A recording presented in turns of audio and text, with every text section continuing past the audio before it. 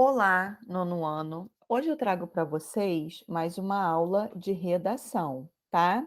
Lá no livro de produção de texto. Nós paramos na página 92, tá? Na verdade, eu voltei um pouquinho na página 92 para lembrar que nós lemos um texto dramático, tá?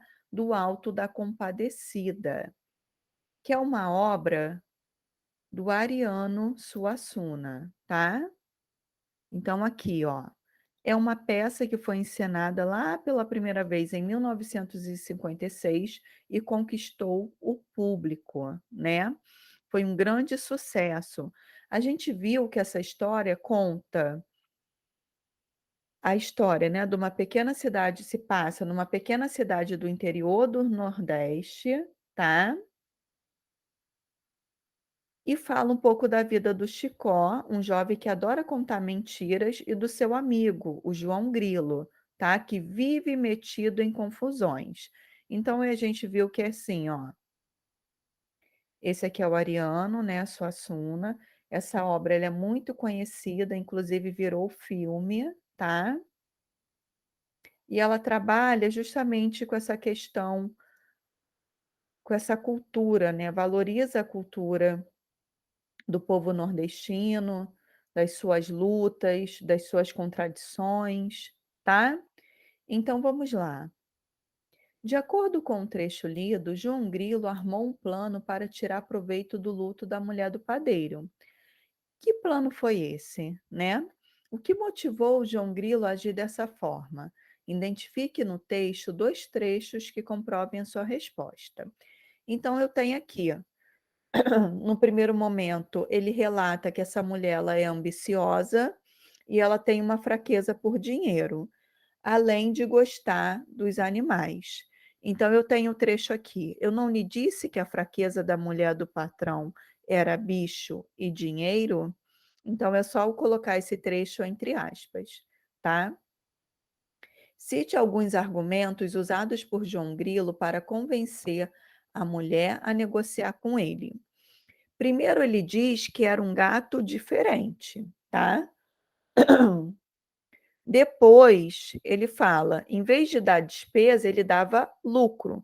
Esse gato ele descomia dinheiro, tá? É possível concluir que o plano de João Grilo deu certo? Por quê?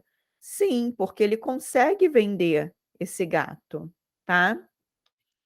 João Grilo usa um eufemismo para a palavra defecar. Identifique-o e explique o raciocínio do personagem ao empregar esse termo. O eufemismo é quando eu atenuo as minhas palavras, torno as minhas palavras mais doces, mais brandas, tá?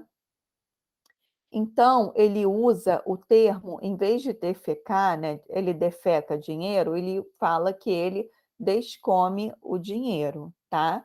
Ele usa esse verbo para indicar que o gato come ao contrário, ou seja, defeca. O trecho lido apresenta diversas situações com humor. Cite alguns exemplos. Em diversos momentos do texto, são mostradas as atitudes de esperteza do João Grilo, que tenta trapacear e enganar a mulher do padeiro, dizendo que o gato descomia dinheiro. Assim, o jeito como o personagem é caracterizado e como as situações são apresentadas de forma exagerada ajudam a construir o efeito de humor do texto. O efeito humorístico pode ser obtido, por exemplo, pelas cara- pela caracterização exagerada de personagens, pela criação de mal-entendidos, de situações descomedidas, inesperadas ou de enganação, confusões, espertezas e trapaças. E cá para nós, confusão é o que esses dois personagens mais arrumam, tá? E eles são muito espertos, muito trapaceiros. Explorando o texto dramático.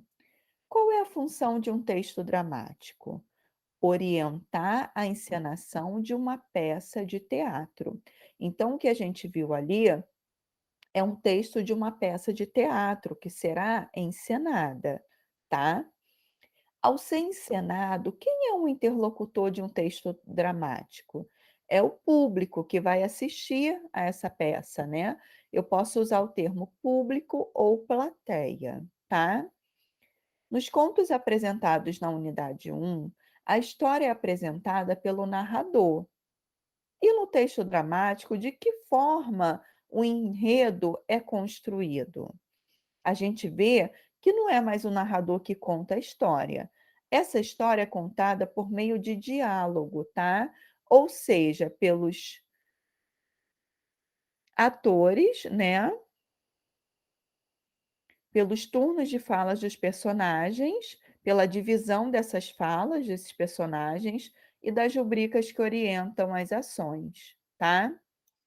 De que forma o leitor identifica quais personagens falam no texto dramático? Antes de cada fala aparecem os nomes dos personagens, tá? Ora do João Grilo, ora do Chicó. Ou informações que indicam o personagem, a mulher, né? Quando é a mulher que vai falar. Esses elementos são empregados para indicar de quem é a fala apresentada, tá? Leia as rubricas a seguir. As rubricas são orientações de como esses atores devem se comportar em cena. Quando eles têm que ficar alegres, quando têm que ficar tristes, sair de uma forma mais rápida ou mais devagar, tá bom? Chicó faz uma saudação à mulher que vem entrando, com 2 pacotinhos de dinheiro e sai. Sai contentíssima, tá? Então, isso aqui está orientando como os atores vão agir em cena. Como as rubricas são grafadas no texto teatral lido? Com que objetivo elas são escritas dessa forma? Elas aparecem em itálico, nessa letrinha meio de lado, tá? Para se diferenciar dos turnos de fala, ou seja, para se diferenciar da fala dos personagens, tá? Que indicam um diálogo entre os personagens. O que as rubricas acima indicam? No trecho A, que é essa aqui, ó, orienta, né, como Chico age e a quem ele se dirige, no caso, a mulher, mostrando ainda a ação da mulher. No trecho B, a rubrica indica o sentimento e a ação da personagem, tá? Em um texto teatral, há indicações que descrevem e contextualizam as cenas, norteando os atores, os diretores e a equipe técnica sobre a encenação. Essas indicações são chamadas de rubricas ou notações cênicas. Esse recurso pode ser usado para indicar, por exemplo, a montagem da cena, o figurino dos personagens, a entonação da voz, a sonoplastia, entre outras informações úteis para a encenação. Tá bom? Agora leia um trecho da peça teatral O Bem Amado. Só um minutinho.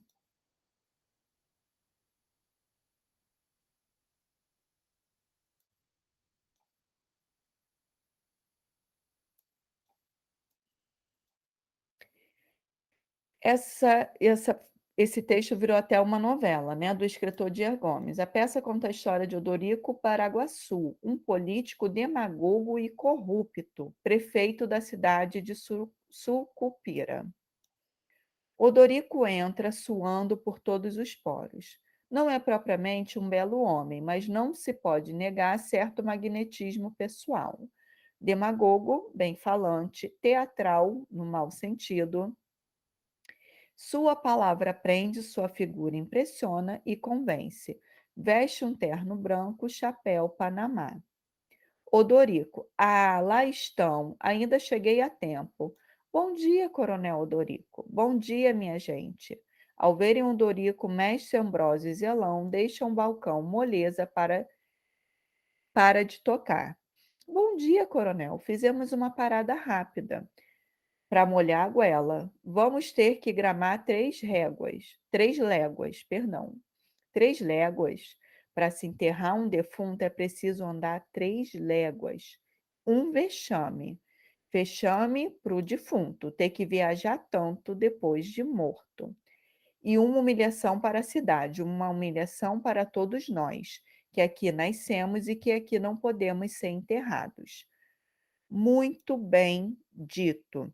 Então eu vejo que é um texto dramático onde eu tenho muitos personagens, né, eu tenho o Dorico, eu tenho o Dermerval, o Mestre, o Ambrósio, tá, o Moleza. Então, né, eu tenho a representação de vários personagens em cena, tá. Sublinhe as rubricas que aparecem no texto. Então aqui, ó, logo no primeiro momento, né, o texto já se inicia com uma rubrica, depois eu tenho aqui, ó, o que eles devem fazer quando eles veem o odorico, tá, e por fim só essas mesmas. Além de indicar a ação dos personagens, que outras funções as rubricas acima indicam? A primeira indica como o ator deve entrar em cena, suando, fala do figurino, que ele deve vestir um terno branco, tá? Além disso, indica uma descrição física do personagem, tá bom? A segunda já orienta o que os atores devem fazer em cena.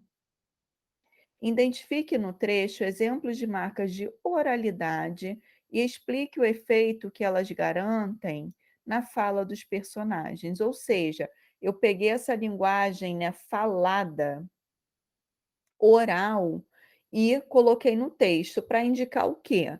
Para aproximar a fala dos personagens a uma fala do cotidiano, do nosso dia a dia, tá bom? Então eu vou encerrar essa aula por aqui, agradeço pela atenção, até a próxima. Sugestão de atividade, página 97, tá bom? Tchau, tchau.